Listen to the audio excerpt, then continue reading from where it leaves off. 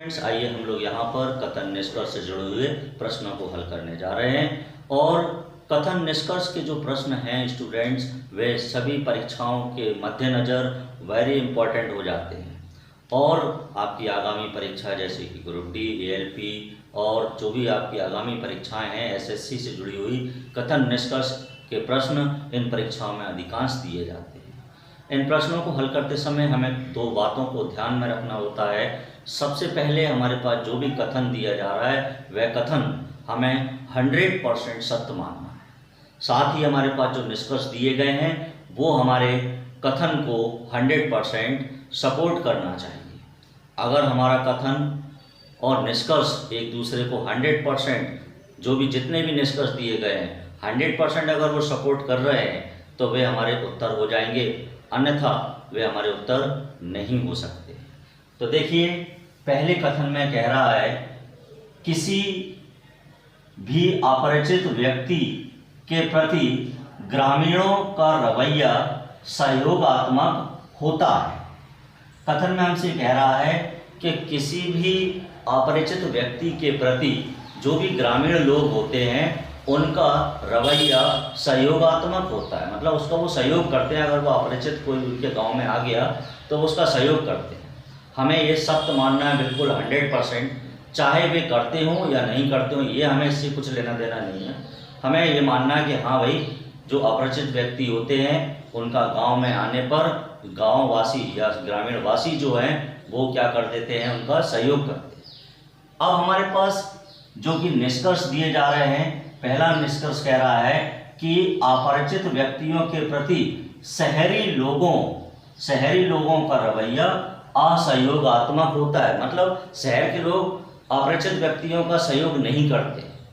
तो अगर हम देखें कथन में कहीं पर भी शहर के लोगों का या शहर वासियों का कोई भी जिक्र नहीं हो रहा था, तो इसलिए हमारा जो पहला कथन है वो भी क्या हो गया है, गलत हो गया है।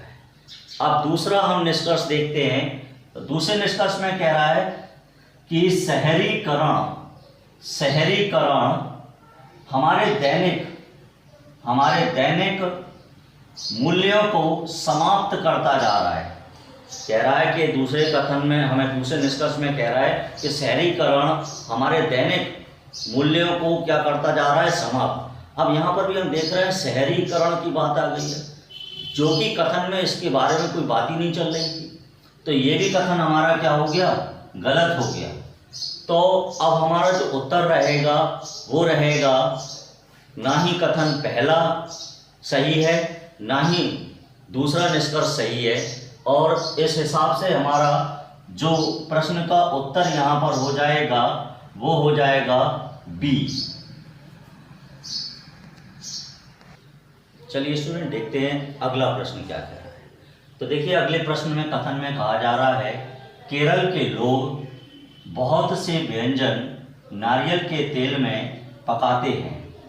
मतलब केरल के जो भी लोग हैं उनका अधिकतर जो व्यंजन है वह नारियल के तेल में पकाया जाता है। हम इस कथन को 100% सत्य मान लेते हैं। अब हमारे यहाँ पर जो निष्कर्ष दिए जा रहे हैं, पहला निष्कर्ष कह रहा है कि नारियल तेल बहुत से व्यंजनों में उपयोग होने वाले देशों का प्रमुख है। मतलब अब यहाँ देशों की बात आ गई। क्या यहाँ पर देशों की बात चल रही थी क्या? हमारा जो कथन था वो केवल ये था कि केरल में अधिकांश व्यंजन नारियल के तेल में पकाए जाते हैं, लेकिन यहाँ किसी देश की बात चल रही थी क्या? नहीं चल रही। इसलिए हमारा पहला निष्कर्ष यहाँ गलत हो गया है। दूसरा निष्कर्ष देखिए क्या कह रहा है। दूसरा निष्कर्ष कह रहा है केरल नारियल के तेल का एक बड़ा उपभोक्ता है। एक बड़ा उपभोक्ता है, बिल्कुल है, उपभोग तो कर ही रहा है।